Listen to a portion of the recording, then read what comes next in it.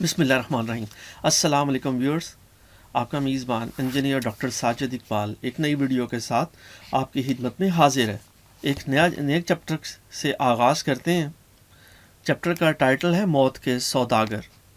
کسی بھی غیر ملکی سفارتکار کا میزبان ملک میں غیر سفارتی سرگرمیوں اور غیر قانونی حرکات کا مرتکب ہونا یوں تو عام سی بات ہے، مگر جنیوا کنونشن کی روح سے یہ معاملہ انتہائی حساس سمجھا جاتا ہے اور اس کے بارے میں کنونشن کی دستاویزات میں ضروری اصول طے کر دیے گئے ہیں۔ تاہم کسی بھی سفارتکار کے اس طرح کی سرگرمیوں کا جائزہ لینے سے پہلے مہمان سفارتکار کے ملک اور میزبان ملک کے مابین عمومی تعلقات، ان ممالک کے سیاسی حالات اور ان کے لیے دفاعی خطروں کا پیش نظر رکھنا بھی ضروری ہوتا ہے۔ امریکی سفارت خانے کا ایک سیکریٹری جس کا نام باب تھا، اسلام آباد کے F7 سیکٹر میں رہائش پذیر تھا۔ ہمارے معمول کی نگران ٹیم نے کئی بار ہمیں رپورٹ کیا کہ اکثر رات کے اندھیروں میں بہت سے خان اور ملک صاحبان پجاروں اور دیگر بڑی بڑی گاڑیوں میں باب کے گھر آتے جاتے ہیں۔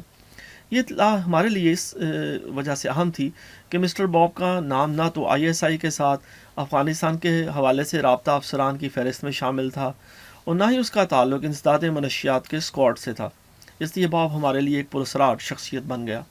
باب کی بیوی تھی، نہ بچے، اور وہ گھر میں اکیلا رہتا تھا، اور مزید یہ بھی مشاہدے میں آیا کہ وہ اکثر پاکستان سے باہر بھی جایا کرتا تھا۔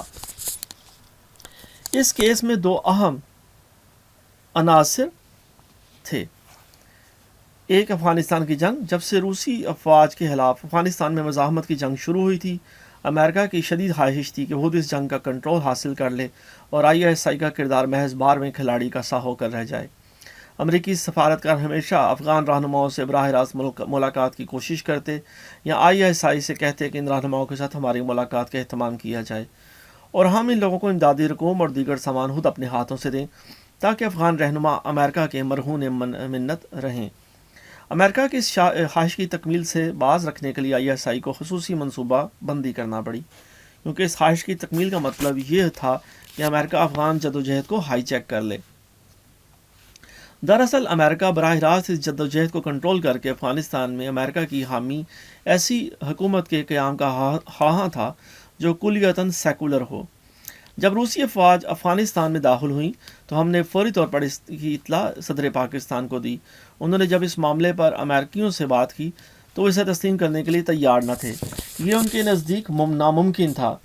مگر جب تیسرے ہی دن افغان مہاجرین اسلام آباد آنا شروع ہو گئے تو امریکیوں کو علم ہوا کہ افغانستان پر روسی قبضہ ہو چکا ہے۔ ہمیں یقین تھا کہ انہیں روسی حملے کا بہت پہلے سے علم تھا، مگر امریکی ہمیں یہ تاثر دینا چاہتے تھے کہ یہ حملہ ان کے لیے بہت غیر متوقع تھا۔ روسی فوجوں کی افغانستان میں آمد یقینی طور پر امریکیوں کے لیے ایک بڑے منصوبے کا حصہ تھی۔ اس جنگ میں امریکہ کے منفی کردار کا تفصیلی تجزیہ کرنے کی ضرورت ہے، کیونکہ اس نے پوری افغان جدوجہد کا چہرہ مسخ کر کے رکھ دیا اور ISI کے کردار کو بھی سیبوتاژ کرنے میں کوشش کی۔ اس مسئلے پر تفصیلی بحث کے لیے ایک الگ کتاب لکھنے کی ضرورت ہے۔ دوسرا عنصر منشیات تھا۔ یہ بات اب کسی سے ڈھکی چھپی نہیں رہی کہ منشیات نے امریکہ کی خارجہ پالیسی میں بڑا اہم رول ادا کیا ہے۔ پاکستان میں بھی انہوں نے ہماری قدروں اور ہلاکیات کی تباہی کے لیے منشیات کے ہتھیار کو کامیابی سے استعمال کیا۔ ہمارے پاس یہ اطلاعات بھی موجود تھی کہ امریکہ، کینیڈا اور دیگر مغربی ممالک کے سفارت خانوں سے منسلک ڈرگ لیزان آفیسرز نے بجائے خود اپنی حکومتیں قائم کر رکھی تھیں اور وہ ہمارے دفتر خارجہ کی اجازت کے بغیر پاکستان کے ہر حصے میں گھومتے تھے اور جاسوسوں کا ایک جال بچھا رکھا تھا جو ان کے لیے معلومات بھی اکٹھی کرتے تھے جن کا انسداد منشیات سے کوئی تعلق نہیں تھا۔ انہوں نے اپنے مذموم مقاصد کی حصول کے لیے بلیک میلنگ سے لے کر بھاری رشوتوں تک دینے کا سلسلہ جاری رکھا اور کھلے عام پاکستان کے تحفظ کے خلاف سرگرمیوں میں مصروف رہے۔ منشیات کے عالمی سوداگروں کو پکڑنے کے لیے طریقہ وضع کیا گیا تھا کہ وہ اپنے منتخب شدہ کسی کیریئر کو منشیات کی تھوڑی سی مقدار دے کر باہر بھیجیں گے تاکہ امریکہ اور یورپ میں ان کی مدد سے پورا گینگ پکڑا جا سکے، مگر انسداد منشیات کی ذمہ دار افسران طے شدہ تھوڑی مقدار سے کہیں زیادہ ان کیریئرز کے ذریعے باہر بھجواتے اور خود بھی بلا روک ٹوک جتنی اور جیسی منشیات چاہتے لے جاتے۔ یوں نہ صرف وہ اس مکروہ دندے میں خود بھی شامل رہے بلکہ انہوں نے منشیات کی عالمی منڈی میں لاکھوں ڈالر بھی کمائے۔ ہماری بے بسی دیکھیے کہ کسی ایجنسی کو اجازت نہ تھی کہ انہیں یا ان کے بھیجے گئے کسی کیریئر کو چیک کر سکیں۔ افغانستان کی مقدس جنگ میں استعمال ہونے والا امریکی امداد کا بڑا حصہ منشیات کی فروخت سے حاصل شدہ رقم پر مشتمل تھا، اور امریکہ اپنے ان ایجنٹوں کو جو پاکستان میں منشیات کے فروغ کی سرگرمیوں میں مصروف تھے اس فنڈ کی ادائیگی کے ذریعے استعمال کر رہا تھا۔ امریکہ نے اس سرگرمی کی آڑ میں پاکستان کے کونے کونے میں منشیات اور ہیروئن پھیلانے کے لیے جو مذموم کارروائی کی، وہ بجائے خود امریکہ کی پاکستان کے ساتھ درینہ دوستی اور پاکستان کے عوام کے ساتھ دلی ہمدردی کا منہ بولتا ثبوت ہے۔ امریکہ نے منشیات کے کنٹرول کے لیے پاکستان کی امداد کا سلسلہ 1979-80 میں شروع کیا تھا، جب پوست کی کاشت انتہائی محدود پیمانے پر ہوتی تھی اور غریب کاشتکار محض اپنی علاقائی ضرورت کے مطابق یہ پودا کاشت کرتے تھے۔ مگر اس امداد کی آڑ میں امریکہ نے بیورو آف انٹرنیشنل نارکوٹکس کے ذریعے ان کاشتکاروں کو پوست کی کاشت کے لیے خفیہ طریقوں سے اور اپنے ایجنٹوں کے ذریعے جدید ترین تکنیکی سہولتیں، ادویات، عالمی منڈیاں، محفوظ راستے اور سب سے بڑھ کر انہیں براؤن اور سفید سونے کی انتہائی دلکش اور شاندار قیمتیں ادا کیں۔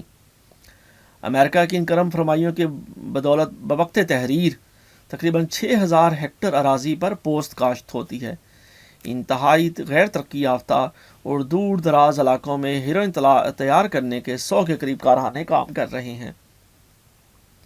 مقامی اور عالمی مارکیٹ میں اس وقت ہیروئن کی تجارت کے معزز پیشے سے ہزاروں کی تعداد میں شرفاء منسلک ہیں، اور پاکستان میں ہیروئن کے عادی افراد کی تعداد 30 لاکھ سے تجاوز کر چکی ہے۔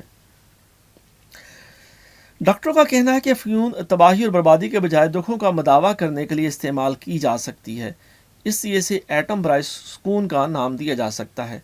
اس بات کا بھی افسوس ہے کہ امریکی منصوبہ بندی اور ڈرگ انفورسمنٹ ایجنسی کی منفی پالیسیوں اور منفی کردار کی وجہ سے ہم قدرت کے سطح سے کوئی خاطرخواہ فائدہ نہیں اٹھا سکے۔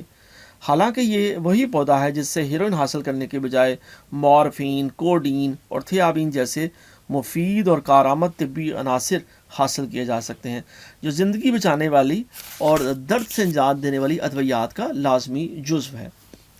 اگر ہم پوست کے پودے سے یہ عناصر حاصل کر کے عالمی منڈی میں بین الاقوامی دوا ساز اداروں کو برآمد کر رہے ہوتے تو پاکستان ہر سال لاکھوں ڈالرز کا زر مبادلہ کما سکتا تھا۔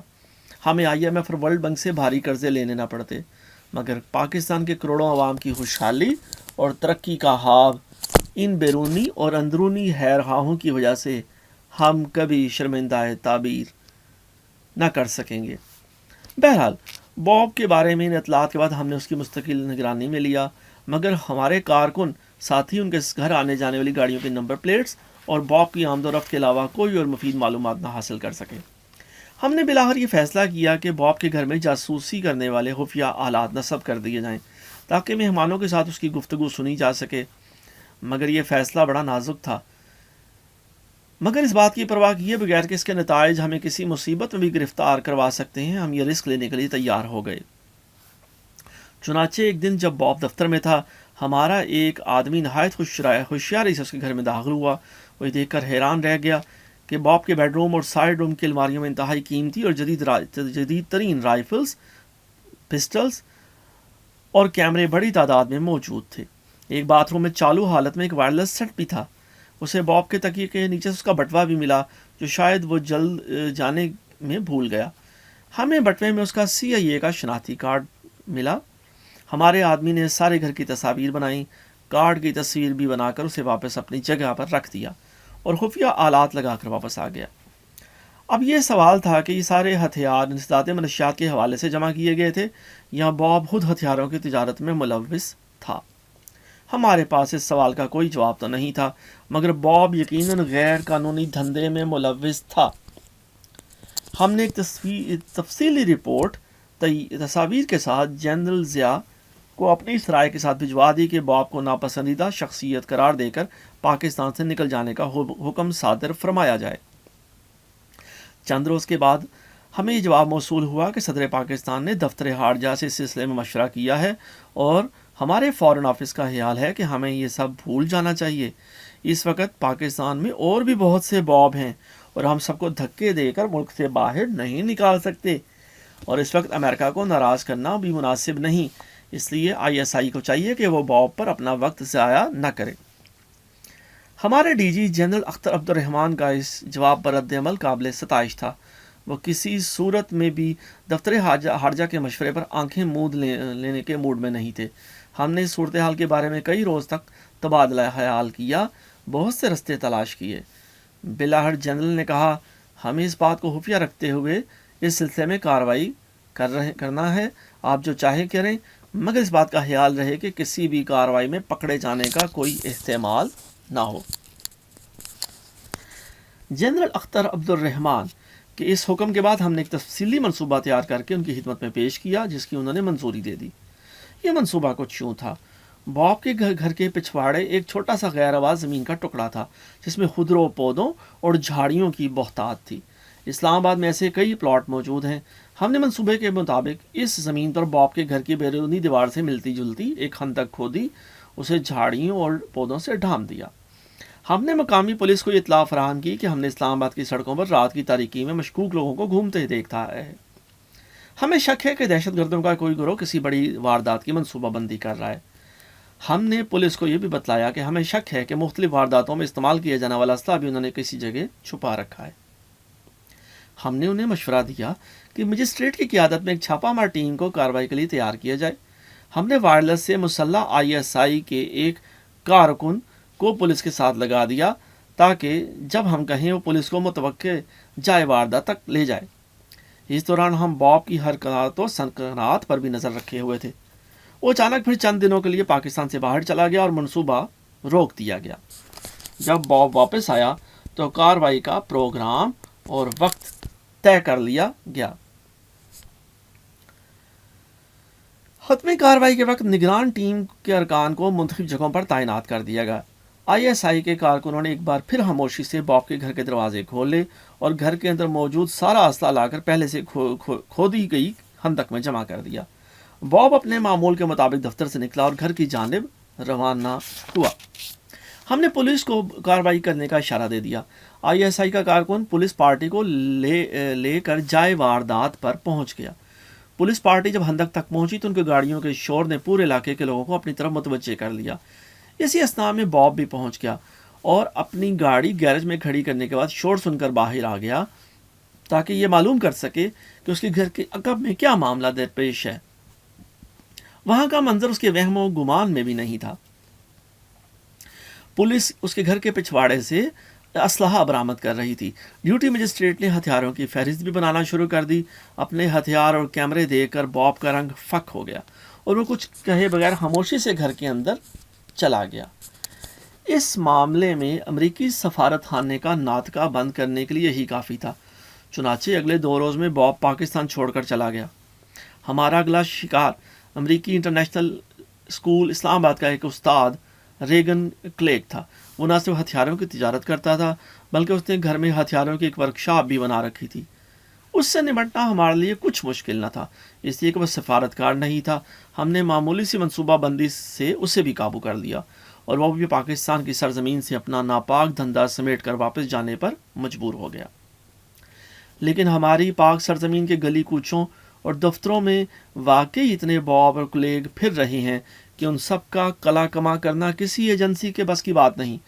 پاکستان کی حفاظت ہر پاکستانی کا فرض ہے، اور یہ بھی ضروری ہے کہ ہم پاکستان میں بیٹھے ہر باب اور کلیگ کو پہچانیں اور جہاں کہیں بھی شک ہو کسی ایجنسی کو اطلاع کریں تاکہ دشمن کے ایجنٹوں کا صفایا کیا جا سکے۔